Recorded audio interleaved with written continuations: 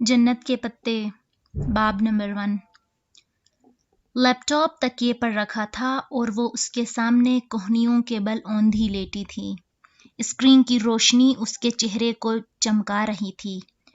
वो ठोड़ी तले हथेली रखे दूसरे हाथ की एक उंगली लैपटॉप के टच पैड पर फेर रही थी। लंबे सीधे सियाह बाल पीछे कमर पर पड़े थे। उसकी आंखें भी वैसी ही थीं, सियाह बड़ी बड़ी मुगलई आंखें जिनमें चांदनी की सी चमक थी, और चेहरा तो मलाई का बना लगता था, सफेद मुलायम और चमकदार। वो इसी मगन अंदाज में स्क्रीन पर निगाहें मरकूज किए टच पैड पर उंगली फेर रही थी। एक क्लिक के बाद अगला सफ़ा खुला तो एकदम उसकी मुतहरिक उंगली ठहर गई। स्क्रीन पे जमी आंखों में जरा सा तफक्कुर उभरा और फिर बेचैनी। उसने जल्दी जल्दी 2-3 बटन दबाए। लोडिंग। अगले सफ़े के लोड होने का इंतजार करते हुए उसी मुजतरिब अंदाज में उसने उंगली से चेहरे के दाएं तरफ फिसलती लटें पीछे कीं। चंद सेकंड बाद सफ़ा लोड हो गया था। वो बेचैनी से चेहरा स्क्रीन के करीब लाई तो सिल्की बालों की चंद लटें फिर से शाने पर फिसल कर आगे को गिरीं। जैसे जैसे वो पढ़ती गई, उसकी सियाह आंखें हैरत से फैलती गईं। लब जरा से खुल गए और पूरा वजूद बेयकीनी में डूब गया।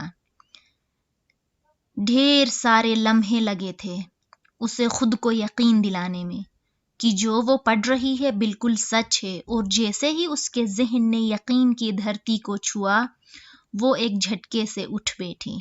उसका सेल फोन साइड टेबल पर रखा था। उसने हाथ बढ़ाकर सेल उठाया और जल्दी जल्दी कोई नंबर मिलाने लगी। रात की मुकद्दस खामोशी में बटनों की आवाज ने जरा सा इर्तिआश पैदा किया था। उसने फोन कान से लगाया। दूसरी जानिब घंटी जा रही थी। हेलो ज़ारा। शायद राबता मिल गया था। तब ही वो दबे दबे खुशी से चहकी। कैसी हो? सो तो नहीं गई थी? हया बोल रही हूँ। दूसरी तरफ उसकी दोस्त कुछ कह रही थी। वो लम्हे भर को सुनने के लिए रुकी, फिर धीरे से हंस दी। सारी बातें छोड़ो ज़ारा, मेरे पास जो बड़ी खबर है वो सुनो। अब वो आदतन सियाह बालों की एक मोटी लट उंगली पे लपेटती कह रही थी। और तुम यकीन नहीं करोगी, मैं जानती हूँ। अरे नहीं, दावर भाई की शादी के मुतल्लिक नहीं है। दूसरी जानिब ज़ारा ने कुछ कहा तो उसने फौरन तरद्दुद की। बल्कि यूं करो, तुम गेस करो कि मैं तुम्हें क्या बताने वाली हूँ। उसने एक हाथ से लैपटॉप परे किया और तकिया निकालकर बेड ग्राउंड के साथ सीधा लगाया। फिर उससे टेक लगाकर पांव सीधे कर लिए। साथ साथ वो नफी में सर हिलाती ज़ारा के कहे अंदाजों की तरद्दुद भी करती जा रही थी। नहीं, बिल्कुल नहीं, ऐसा तो है ही नहीं। अरे मेरी शादी वगैरह नहीं हो रही, जी नहीं, इरम की भी नहीं हो रही। सीरियसली ज़ारा, तुम्हारी सोच बस यही तक है। अब कान खोल कर सुनो। तुम्हें वो एरम्स मेंडिस एक्सचेंज प्रोग्राम याद है जिसके लिए हमने अप्लाई किया था? Can you believe it Zaara कि मुझे यूरोपीय यूनियन ने स्कॉलरशिप के लिए सेलेक्ट कर लिया है। दूसरी जानिब ज़ारा इतनी ज़ोर से चीखी कि मोबाइल का स्पीकर ऑफ होने के बावजूद उसकी चीख सारे कमरे में सुनाई दी। बिल्कुल सच कह रही हूँ ज़ारा। अभी 15 मिनट पहले मुझे यूनिवर्सिटी की तरफ से मेल मिली है।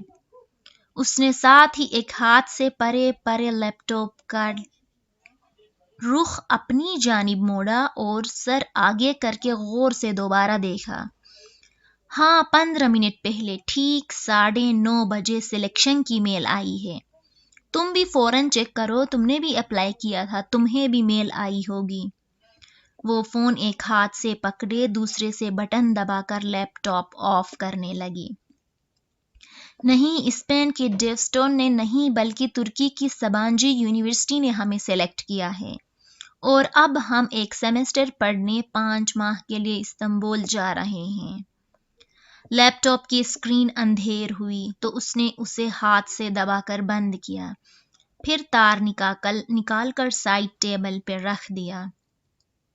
ہاں، میں نے سبانجی کو نیٹ پہ دیکھا ہے، بہت خوبصورت یونیورسٹی ہے، مگر وہ لمحے بھر کو خاموش ہو گئی۔ دوسری جانب سے غالباً استفسار کیا گیا تو وہ گویا ہوئی، بس ایک چھوٹا سا مسئلہ ہے، لیکن ہم اس کے بارے میں اپنی فیملیز کو آگاہ نہیں کریں گے۔ دھیمی آواز میں بولتے ہوئے اس نے گردن موڑ کر بند دروازے کو دیکھا۔ دراصل سبانجی میں لڑکیوں کے ہیڈ اسکارف پر پابندی ہے، ادھر سر ڈھکنا منع ہے۔ گھر والوں کو بتا کر متنفر کرنے کی بجائے اس بات کو گول کر جانا۔ ویسے بھی ہم دونوں میں سے کوئی اسکارف نہیں لیتا۔ اسی پل کھڑکی کے اس پار کچھ کھڑکا تھا، وہ چونک کر دیکھنے لگی۔ قد آدم کھڑکیوں کے آگے بھاری پردے گرے تھے، البتہ پیچھے جالیاں کھلی تھیں، شاید اس کا وہم تھا۔ وہ سر جھٹک کر فون کی جانب متوجہ ہو گئیں۔ ابا نے مجھے کبھی اسکارف لینے یا ڈھکنے پر مجبور نہیں کیا، تھینک گاڈ۔ ہاں، ارم گھر سے باہر اسکارف لیتی ہے۔ اس کے ابو تایا فرقان ذرا سخت ہے نا۔ وہ پھر سے بیڈ گراؤنڈ سے ٹیک لگائے نیم دراز مگن سی بتانے لگی۔ پرمیشن تو کوئی مسئلہ ہی نہیں، ابا اسپین جانے کی اجازت نہ دیتے، مگر ترکی میں سبین پھپھو رہتی ہے نا، سو وہ مانگ گئے تھے۔ ویسے بھی انہیں اپنی بیٹی پہ پورا بھروسہ ہے۔ پھر وہ چند لمحے ایئر پیس سے ابھرتی اپنی دوست کی باتیں سنتی رہی۔ زارا خاموش ہوئی تو اس نے نفی میں سر ہلایا۔ کل نہیں، داور بھائی کی مہندی پرسوں ہے، تم آ رہی ہو نا؟ اور ہاں، میں اور ارم لہنگا پہن رہے ہیں۔ سارے کزنز بہت ایکسائٹڈ ہیں، خاندان کی پہلی شادی ہے نا۔ اوکے، تم اب جا کر میل چیک کرو، میں بھی سوتی ہوں، رات بہت ہو گئی ہے۔ الوداعی کلمات کہہ کر اس نے موبائل کان سے ہٹایا اور تکیے پہ اچھال دیا، پھر جانے کے لیے اٹھ کھڑی ہوئی۔ باہر لاؤنج خاموشی میں ڈوبا تھا۔ حیا نے آہستہ سے اپنے کمرے کا دروازہ بند کیا اور ننگے پاؤں چلتی لاؤنج سے کچن کی طرف آئی۔ سیاہ لمبی قمیص اور سیاہ کھلے ٹراؤزر میں اس کا قد مزید دراز لگ رہا تھا۔ کچن میں اندھیرا پھیلا تھا۔ وہ دروازے کے قریب رکی اور ہاتھ سے دیوار پہ سوئچ بورڈ ٹٹولا۔ بٹن دبنے کی آواز آئی اور ساری بتیاں جل اٹھیں۔ اس نے آگے بڑھ کر فریج کا دروازہ کھولا اور پانی کی بوتل نکالنے کو جھکی۔ جھکنے سے ریشمی بال کندھوں سے پھسل کر سامنے کو آ گرے۔ حیا نے نزاکت سے انگلی سے ان کو پیچھے ہٹایا اور بوتل نکال کر سیدھی ہوئی۔ پھر کاؤنٹر پہ رکھے ریک سے شیشے کا گلاس اٹھایا اور بوتل اسی میں انڈیلی۔ پانی کی ندی سی گلاس میں گرنے لگی۔ تب ہی اس کی نگاہ کاؤنٹر پر رکھی کسی سفید چیز پر پڑی۔ وہ جیسے چونک اٹھی، بوتل وہیں سلیب پہ رکھ کر اس طرف آئی۔ وہ سفید آدھ کھلے گلابوں کا بوکے تھا، جس میں کہیں کہیں سبز پتے جھلک رہے تھے۔ ساتھ ہی ایک سفید بند لفافہ رکھا تھا۔ حیا نے گلدستہ اٹھایا اور چہرے کے قریب لا کر آنکھیں موندے سونگا۔ دل فریب تازگی بھری مہک اس کے اندر اتر گئی۔ پھول بالکل تازہ تھے، جیسے ابھی ابھی توڑے گئے ہوں۔ جانے کون رکھ گیا ادھر۔ اس نے بند لفافہ اٹھایا اور پلٹ کر دیکھا۔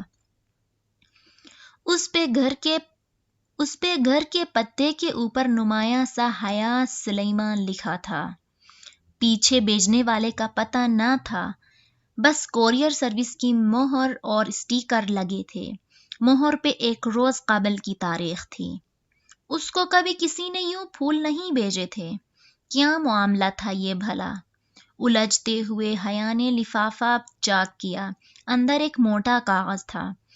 اس نے 2 انگلیاں لفافے میں ڈال کر کاغذ پکڑا اور باہر نکالا۔ سفید کاغذ بالکل صاف تھا، نہ لکیر نہ کوئی ڈیزائن، بس اس کے وسط میں انگریزی میں 3 لفظ لکھے تھے، ویلکم ٹو سبانجی۔ وہ سناٹے میں رہ گئی۔ یہ کیا مذاق تھا؟ بھلا خط بھیجنے والے کو کیسے پتا کہ وہ سبانجی جا رہی ہے؟ خط پہ تو 1 روز قبل کی تاریخ تھی، جبکہ قبولیت کی وہ ای میل اسے ابھی 15 منٹ پہلے موصول ہوئی تھی۔ وہ بات اسے آفیشلی بتائی ہی 15 منٹ قبل گئی تھی۔ وہ اس شخص کو 1 روز بیشتر کیسے معلوم ہوئی؟ اگر زارا کو اس نے خود ابھی نہ بتایا ہوتا تو وہ سمجھتی کہ یہ اس کی حرکت ہے، اور یہ خط سبانجی یونیورسٹی کی طرف سے بھی نہیں آ سکتا تھا، کیونکہ اس پہ ایک قومی سطح کی کوریئر کمپنی کی مہر لگی تھی۔ پھر کس نے بھیجا اسے یہ؟ پانی سے بھرا گلاس وہیں سلیب پہ چھوڑ کر بوکے اور لفافہ اٹھائے وہ الجھتی ہوئی اپنے کمرے کی طرف چلی گئی۔